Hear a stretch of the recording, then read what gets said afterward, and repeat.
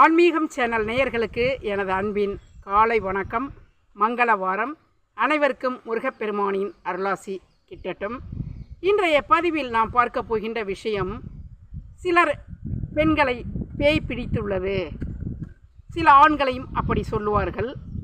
அவர்களை ஒரு பூசாரியிடம் அழைத்து சென்று பேய் ஓட்டுவார்கள். இதெல்லாம் உண்மையா என்றால் உண்மைதான். இப்போது ஒரு குடும்பத்தில் அப்பாவுக்கு சுகரு அம்மாவுக்கு சுகரு அப்படின்னா கண்டிப்பாக அந்த குழந்தைங்களுக்கும் சுகர் வந்துடும். இதெல்லாம் பரம்பரை வியாதி. சில குடும்பங்கள் தொடர்ந்தார் போன்று இறைவனுடைய அருள் இல்லாமலே, இறை கடாட்சம் இல்லாமலே பல துன்பங்களை சந்தித்து கொண்டிருப்பார்கள். அந்த குடும்பத்தை சேர்ந்தவர்களுக்கு இது போன்ற நோய் வரும்.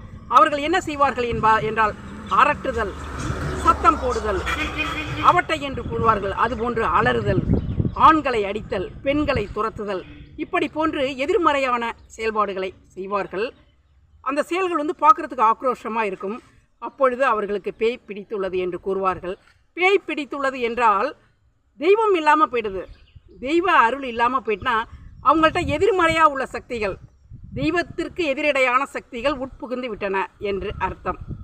அவர்களை பூசாரியிடம் அழைத்து செல்லும் பொழுது பல தெய்வங்களை கட்டுக்குள் வைத்துள்ள பூசாரி, மந்திரங்களை சொல்லி வழிபாடு செய்கின்ற பூசாரியானவர் அந்த எதிரடையான சக்திகளை விரட்டுவதற்கு தெய்வ மந்திரங்களை கூறி அவர்கள் மேல் கட்டி அடித்து விரட்டுவார்கள். இதுதான் உண்மை. இப்படிப்பட்ட நிலையில் பாதிக்கப்பட்ட பெண்கள், ஆண்கள் தெய்வ வழிபாடுகளை இடைவிடாது செய்து தெய்வ கடாட்சம் பெற வேண்டும் என்று அன்போடு கூறுகிறேன். நன்றி. இதை பார்க்குறவங்க லைக், ஷேர், சப்ஸ்கிரைப் கொடுக்கணும். தேங்க்யூ.